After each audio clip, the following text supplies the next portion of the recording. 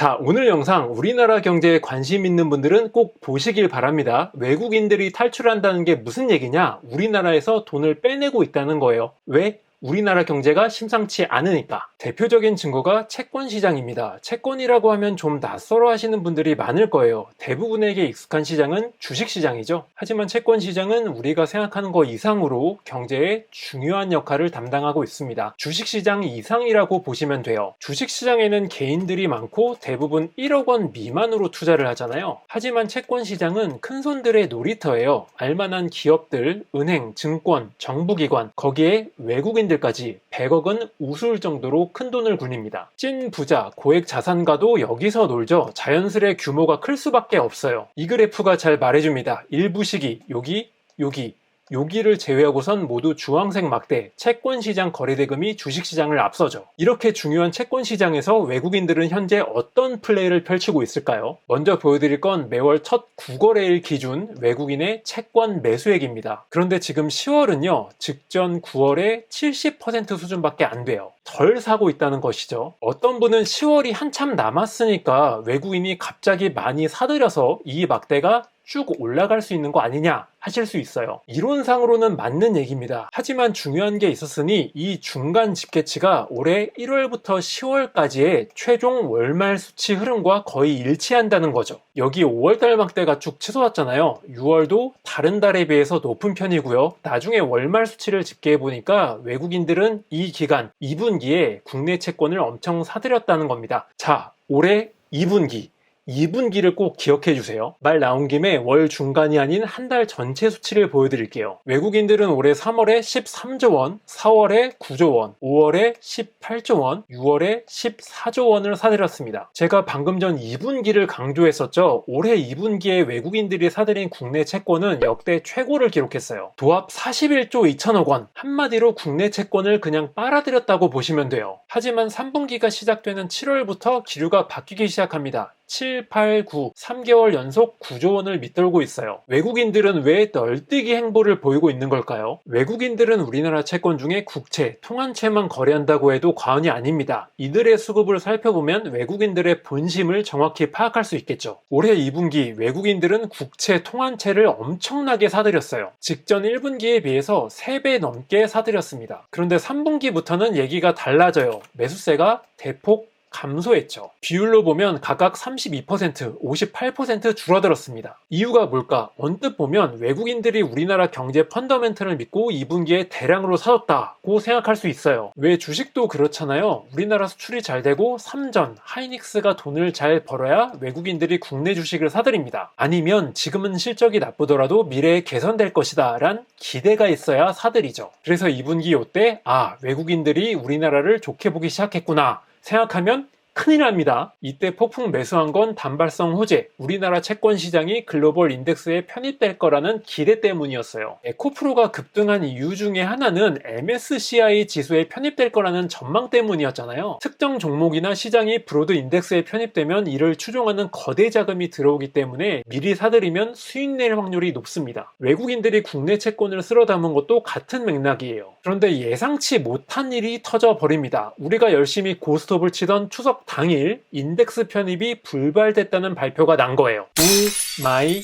갓. 외국인들 입장에선 우리나라 채권에 투자할 이유가 사라진 거죠. 그나마 우리나라 경제 펀더멘털이 좋았다면 편입이 나가리 됐어도 계속 채권 매수를 이어갔을 텐데 지금 우리나라 경제는 골로 가고 있죠. 조만간 나아질 거다? 그런 기대하지 마세요. 우리나라 경제는 본격적인 헬 국면으로 진입하고 있습니다. 이게 바로 3분기에 외국인들이 매수를 확 줄인 이유예요. 그런데 이렇게 생각하시는 분들 계실 거예요. 막대 높이가 낮아진 건 맞지만 그래도 계속 플러스를 기록하고 있으니까 외국인들이 국내 채권을 사들이고 있는 거 아니냐? 어딜 봐서 돈을 빼내고 있다는 거냐? 자, 이런 겁니다. 여러분이 명동에서 노점상을 한다고 쳐요. 버터구이를 파는데 주 고객은 외국 관광객들이에요. 지난 9월 달에는 중국인들이 많이 온 덕분에 월수 500만 원을 찍었어요. 하지만 이번 달에는 중국 연휴도 끝났겠다. 외국 관광객 자체가 줄어들어서 300만 원 정도 벌 것 같아요. 절대적인 기준에서 보면 이번 달에 플러스 300이니까 손해본 건 아니거든요. 근데 사람 마음이 어디 그런가요?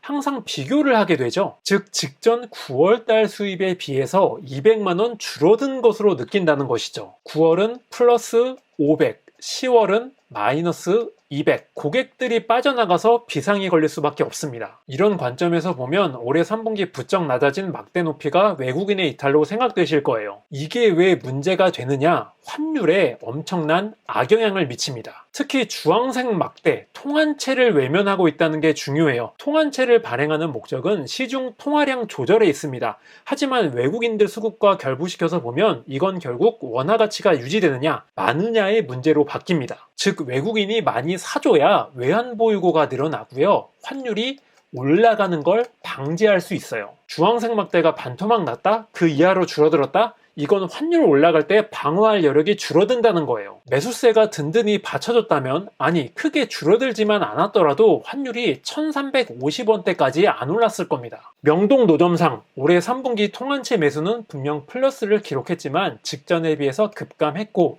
이는 사실상 외국인들의 이탈, 원화를 팔아치운 거나 마찬가지라는 얘기죠. 지금까지는 안 좋았다고 쳐요. 올해 4분기에 좀 좋아진다면 그나마 희망이 있겠죠. 미리 말씀드리지만 희망 따위는 버리십시오. 먼저 국내 채권 전체 수급인데 10월이 절반 지났으니까 여기에 곱하기 2를 하면 대충 한 달 전체 금액이 나오겠죠. 그냥 딱 봐도 너무 낮아요. 9월달 절반 수준, 그 아래를 맴돌고 있습니다. 그래도 혹시 모르니까 국채 쪽을 살펴보죠. 아이고, 역시 10월달 수치가 9월달 절반 이하로 나타나고 있어요. 외국인들이 10월 남은 기간 동안 엄청 사들인다고 해도 9월달 여기 레벨까지 올라오기는 힘들 겁니다. 통한채 수급을 봐도 한숨만 나옵니다. 6월달에 확 꺾였고 7월과 8월달에는 똔똔, 9월달에 낮아졌고 이번 10월달도 녹록치가 않습니다. 여러분, 진짜 큰일 난 거예요. 인덱스 편입 무산된 거는 지나간 이슈고요. 지금 당장 외국인들이 우리나라 채권 시장을 외면하고 있는 이유는 국채 금리가 오르고 있기 때문이에요. 이게 월봉인데 3년물 금리는 6월달부터 꾸준히 올라오고 있고요. 10년물도 마찬가지입니다. 우리나라 정부가 발행한 채권 가격이 계속 떨어지고 있다는 뜻이고요. 바닥을 찍고 올라가야 사든지 말든지 할 텐데 지금은 외국인들 볼 때 바닥이 아니라고 판단하는 것 같습니다. 설상가상 시중은행들이 채권 발행량을 늘리고 있는 것도 악재로 작용하고 있어요. 원래는 금융당국이 발행량을 막아놨습니다. 돈줄이 막히니까 은행들이 CD로 죄다 몰려간 거예요. 단기 자금 시장이 과열되니까 끝내 이 발행 한도를 풀어버리고 말았습니다. 채권 시장에 은행채라는 공급이 늘어나니까 가격은 낮아질 수밖에 없고 금리는 높아지는 것이죠. 결국 외국인들은 10월 현재까지 우리나라 채권 매수를 늘리기는커녕 줄이고 있고, 이는 사실상 우리나라에서 돈을 빼내고 있는 거나 다름없다는 것이죠. 채권 시장이 이렇게 빌빌대면 주식 시장이라도 외국인들 바지가랑이를 잡아야 되는데 전혀 그렇지 못합니다. 10월 17일 기준 1조 3천억 원가량을 팔고 있고요.